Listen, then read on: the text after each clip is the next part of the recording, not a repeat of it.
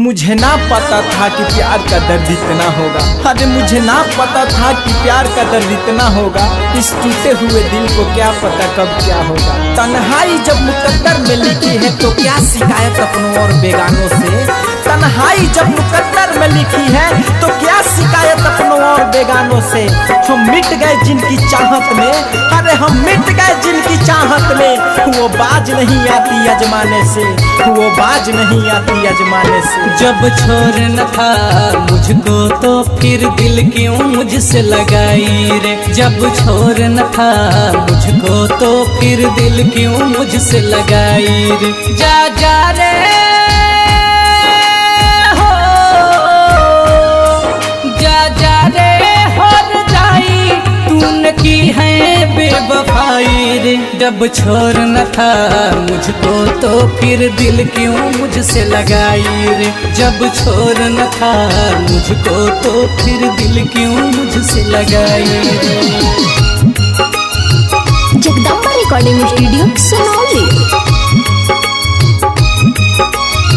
किसी पत्थर में मूरत है कोई पत्थर की मूरत है। किसी पत्थर में मूरत है कोई पत्थर की मूरत है। लो हमें देख ले ये दुनिया जो इतनी खूबसूरत है। जमाना अपनी ना समझे, अरे ये जमाना अपनी ना समझे, पर मुझे खबर है तुझे मेरी जरूरत है, मुझे तेरी जरूरत है, मुझे तेरी जरूरत है। अखियों से नींद गई चैन गया दिल से।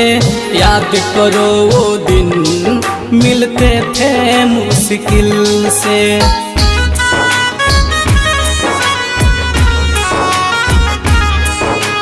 अखियों से नींद गई चैन गया दिल से। याद करो वो दिन मिलते थे मुश्किल से। तू जा रही है हो, तू जा रही है तो फिर मेरे पास क्यों आई रे। जब छोड़ना था मुझको तो फिर दिल क्यों मुझसे लगाई रे। जब छोड़ना था मुझको तो फिर दिल क्यों मुझसे लगाई रे। तन्हाई जब मुकद्दर में लिखी है तो क्या शिकायत अपनों और बेगानों से। तन्हाई जब मुकद्दर में लिखी है तो क्या शिकायत अपनों और बेगानों से। हम मिट गए जिनकी चाहत में, अरे हम मिट गए जिनकी चाहत में। वो बाज नहीं आती अजमाने से, वो बाज नहीं आती अजमाने से। प्रभात प्रेमी से रिश्ता तू तोड़ के खुश रहना वो हर जाई किसी और से नाता जोड़ के।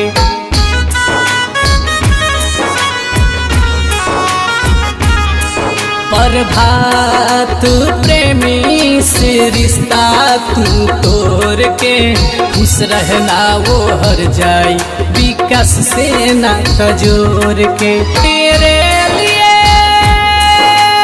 हो, तेरे लिए बर्बाद हुआ मेरा सब पढ़ाई रे। जब छोड़ना था मुझको तो फिर दिल क्यों मुझसे लगाई रे। जब छोड़ना था मुझको तो फिर दिल क्यों मुझसे लगाई रे। जा जा रे हो,